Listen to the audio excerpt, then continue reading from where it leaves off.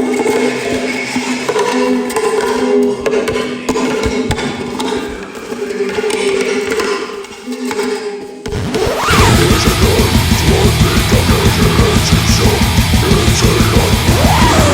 here we go, man! Another video! We're back on here! Good morning. We get some black coffee. Every time I say that, I think of Black Flag. Drinking black coffee, drinking black coffee. Good stuff. Never should cover that song. We thought about covering some Black Flag stuff. I don't know. Just that brings something up just randomly. We do down the road have a plan of doing a limited EP of a bunch of covers and shit, but that's down the road. We got some other stuff coming up first. But anyway, welcome. Here we go. So let's talk about some stuff. You know, I like to talk about records, black metal, punk rock, and stuff like this. But you know, I like to add different things too, putting live videos and bands and playing, and also taking a road trip. So this is a little road trip we took. A couple places I thought pretty interesting to cover. Because I know I like to watch videos like this. I like to watch those videos of motherfuckers who walk around at record stores and shit like that. So let's get into it. Also, just to let you know, I have a lot of videos I'm planning, a lot of stuff I want to cover. I'm planning on doing a Demoncy video. Because that's a classic band I did for Propanotica, and I feel like they need to be covered too. It's a cool band, so I'll probably do a full video on that. I got a Head Split Records video coming out. Head Split Records. If you don't know them, that is one of the best. They're one of the top, my favorite labels in the U.S. They put out all kinds of cool shit. Black metal, death metal, grindcore. Everything I've ever got from them is always good. So, got some stuff about them coming up. Also, another announcement about the Tampa Morgue podcast. I've talked about that many times. Excellent podcast. They do all kinds of great interviews. People, Venom, Deceased, Nunslaughter, all these classic bands. And I was on there before, and I just did a brand new little interview with them, and it was a good time. I like those guys, man. It's always fun, and we talked about some new stuff. Talked about our split coming out on Gems Records with Lord Humongous Split LP, and they debuted 3 new songs on their play. They'll be the first place you'll hear it. It's on that fucking podcast, so I highly check it out. It's like it's good stuff. So Tampa Morgue, go look at it. It's up on there. All those podcast bullshit, Spotify, Apple. It's on YouTube as well. So it's October, Halloween month, man. Usually I do a video about a bunch of horror movies and stuff, which I probably still will do. I still got a few days, so maybe I'll squeeze one of those in there. But I want to talk about Texas Chainsaw Massacre, one of the most infamous or famous horror movies of all time. It's groundbreaking. And here in Texas, in Bastrop, Texas, where they shot the scene of the gas station, it's open as a barbecue restaurant. It's been open, I don't know how long, 10 years or something. I forget. I remember when it first was open, they renovated it and turned it into that place to go. I've been wanting to go, so finally, after all these years, I finally made the drive to it. It's Bastrop, Texas. Texas, just a little bit outside of Austin. It's good stuff. They got all kinds of horror memorabilia shit. And got some places you can stay overnight there. And just so you know, the website, it's in Bastrop, Texas, man. 1073 State Highway 34, Bastrop, Texas. They got a website, so I highly suggest you look at it. Take a look at it. And honestly, it gave me exactly what I expected. It wasn't any more or any less. It was exactly what I expected. I walked in there, had that just that feeling of walking up at the gas station, seeing the movie that first came out, the van pulled up, and the cook is out there talking to them. And actually, you know what, too, about that Texas Chainsaw Massacre, that scene? Remember the fucking retarded-looking bastard with a big head that was washing the windows? I always wondered, who is that guy? How does he play into it? Of all the documentaries and videos, stuff, I've seen people talk about Texas Chainsaw Massacre, nobody ever references that guy. And I remember as a kid, I thought, was that Leatherface? Was he just working at the gas station? But I mean, you look at the different statue body type. He's a small little guy compared to Leatherface. Gunnar Hansen's a bigger oaf. You walk in, all kinds of fucking horror movie memorabilia shit. I knew they had it there because I checked out the website, but Lots of good stuff, man. I was kind of, I mean, it's not huge in there, but it was still good enough, with packed with a lot of shit. A lot of memorabilia, action figures and stuff. I could have spent $1,000 in there easily. One figure I had to get was this Vincent Motel Hell, also a very influential movie to me in my youth.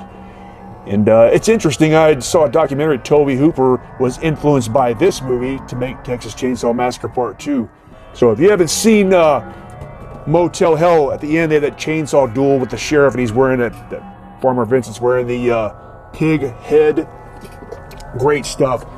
Man, there was a lot of stuff in there I could have bought, man. They had a Reanimator, Jeffrey Combs action figure I wanted to get. Actually, one thing I saw that surprised me, this old, I think it was 60s it came out, Beast of Blood. They had an action figure for that, and I was really surprised because that's a pretty not as popular as the Chainsaw Massacre, or even not even as popular as Motel Hell, you know. But I started to get it, and then I was going to get some other stuff. That Christopher Lee Hammerhard Dracula, and what the fuck I said, that masks, Tarman masks, trash from Return of the Living Dead, t-shirts. I spent a good amount of time in there looking at the stuff, and also what was cool, refreshing, the people that worked there were knowledgeable about horror movies. It wasn't just some idiots working there had no idea. I talked to one guy, he had a Slayer shirt on. We started talking about Slayer and music, and he knew all about the shit. Return of the Living Dead, Motel Hell. He was very knowledgeable. And then the lady that worked there too, she knew what the fuck was up. I was talking to her and picking her brain. She knew all that stuff. And it was really cool to see that people that run that place are into it. And so the guy that actually owns it, he bought the property. The gas station was all run down and renovated it and turned it into a labor of love. And he's done a great job with it. And again, the people there were into it. And then you have the food there. We ordered barbecue. You go around the back, and they have some outdoor picnic tables. And it was a cool experience. I mean, the barbecue, it was okay. It wasn't crap. It wasn't like the absolute best, but it was still pretty good. I did not feel like I got ripped off. It was good, and it was a good amount of food. We sit out there. They had these little bunk cabins in the back. You could stay overnight. I knew a friend of mine that said he stayed there and had a fucking wild party with a bunch of promiscuous people years ago. I don't want to mention any of that shit, but yeah, I heard about it from him. Did some bad stuff in there. No destruction to the property, but just did not bad stuff, but stuff that would be done in a house of ill repute. Just put it that way. But yeah, the gas station's slogan, "We slaughter barbecue." And again, Texas Chainsaw Massacre, I feel very fortunate that I was a kid during this time. I mean, I was born the year the Texas Chainsaw Massacre came out, but I saw it, when I first saw the movie, it was probably like 1983. That's when VCR started becoming a little more prominent, and they had opening up these mom and pop rental places, and I probably seen pictures of the Chainsaw Massacre in Monster magazines or something, but also I remember seeing the cover of it, and just, I was scared. I was scared. I didn't want to see it. And my parents rented it, and I watched it. I remember just the intro part, which shows the eerie sounds and the flashing of the dead bodies. Man, I was scared as fuck watching that shit. But I just kept watching it. It was just kind of like when I first saw Michael Myers, the first Halloween. I was so scared watching it, and my fucking parents are watching this shit. Then also Friday the 13th too, and I've mentioned this before, I feel very fortunate that I saw Friday the 13th Part 1 first. And at the time, I think, when I saw Friday the 13th Part 1, 1 and 2 were already out, that's it. Nothing else. Maybe even just 1, I can't remember. But I remember when Part 1 came out, I bought the famous Monsters magazine that had Jason on the front, you know, the one that comes out of the lake at the end. And remember that cover just made me sick the way it looked. But yeah, I saw the movie and I had no idea about the Jason, Pamela Voorhees mother thing, so I was completely shocked that it was the mom at the end. So it was really cool. Nowadays, people know the story, watch it, you know everything, but when you see it for the first time, it was pretty damn cool. So after that, we went into Austin, got a hotel room, met up some friends that got up there. I got some longtime friends that live up there, meet up, and we went to antique shops so we could find some old vinyl, and also went to End of Ear Records, which normally when I go to Austin, I always go to, obviously, Nuclear War Now, which I did go to this weekend, but went to End of Ear. I hadn't been there in a while, and it is a really good record store. Like, as far as the vinyl, it's it's good. You're not gonna find real underground shit in there. I remember the last one there, they had a bunch of Graveland and shit. I was kind of surprised, but usually it's just the typical black metal shit.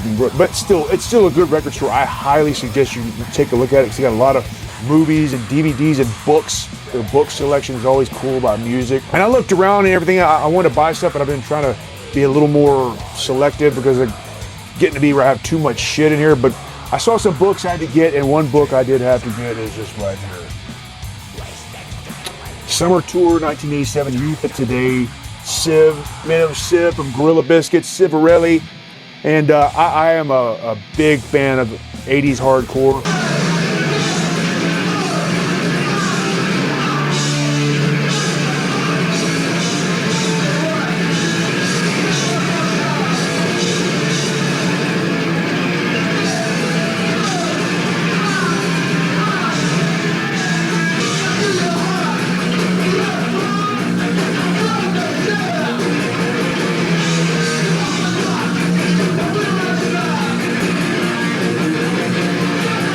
And also, I've talked about this on this channel before, how I found punk and metal and shit. I'm not one of those guys, you know, that start out, yeah, I was into metal, and then later on in life I got into punk rock and hardcore, or vice versa. I was into that shit from the beginning. It was in the beginning, you know, I learned about metal and Quiet Riot and thrash, and then you found out about Minor Threat and all this stuff. So I've liked hardcore just as long as I like metal. So it's not like, yeah man, I used to be some you cool hardcore motherfucker, and then I found death metal in the 90s. No, it's not the case. But anyway, this is a damn good book, man. It's lavishly illustrated with photos and fuckers that don't like books without pictures in it. Lots of fucking old cool flyers and stuff. All these shows they played, it's calendars and stuff. I love this kind of shit, man, where it talks about tour stories and violence and fights that happen. Fucking Youth of Today, I fucking love that shit, man. And all those kind of bands. Youth of Today, Judge, Bold, Gorilla Biscuits, Side by Side, Chain of Strength, a lot of those Revelation bands. Good shit. I still listen to that all the time. And this book, I have read briefly through it, but I want to give it a full read. But just from what I've looked through, man, there's some really good stuff, really cool photos, a lot of pictures I've never seen before. Fucking highly recommended, man. Youth of Today. And then I got another book too, The Satanic Panic. Again, this is something I lived through. I remember this. I remember the Geraldo special. I remember everything on the news was about satanic cults, and it's a big phenomenon that's fucking ruining the country, and it's just typical shit, you know. Just like they're still doing it today. The media likes to blow stuff up, make people scared. They're fear mongers. They want you to be scared, just like they're doing now. Constantly posting shit. You look, no matter which political spectrum you are, what religion you are, there's stuff being posted up to scare you, everybody. And they want everybody to hate each other and all this shit. So it's nothing new, but this was just a different way they did it back then to create fear and scary about evil. It's different. Oh man, they're fucking evil. But it's a good book too, man. It covers a lot of the movies, the music. King fucking Diamond. Remember he was on the Geraldo special, or at least they had a clip of him. He wasn't on there, but they had a clip of him playing live with Venom. Remember that shit? Geraldo guy's nose broke. But pretty good book. Again, I have not read it yet. Oh yeah, look at this. The River's Edge. Remember that? Keanu Reeves, Crispin Glover, and fucking Slayer on the soundtrack. Dennis Hopper too.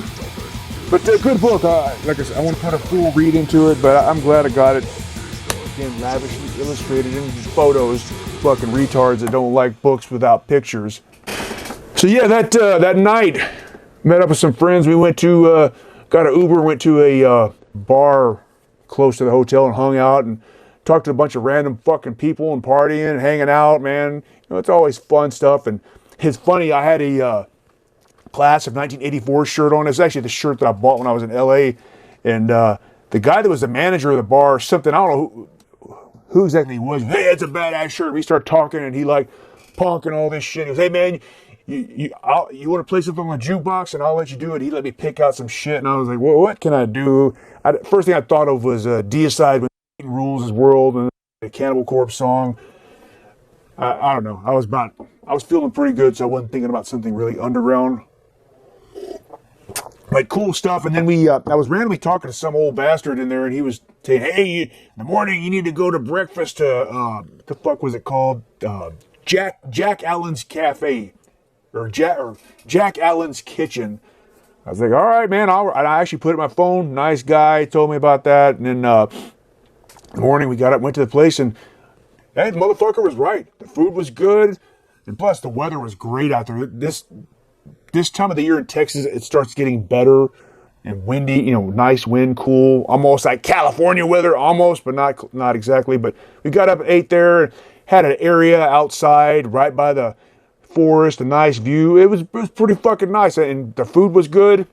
So we had that, and then headed out, and then we went to Nuclear War Now, got some shit up there. As always, got to go in there, see the people in there, and look at the records.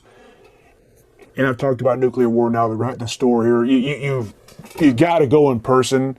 It's just cool because all that shit you could order online, but I just like to look at it in person and just randomly get stuff or tell Yosuke, "Hey, what do you suggest?" Just some fucking random shit. So we always have a good time there.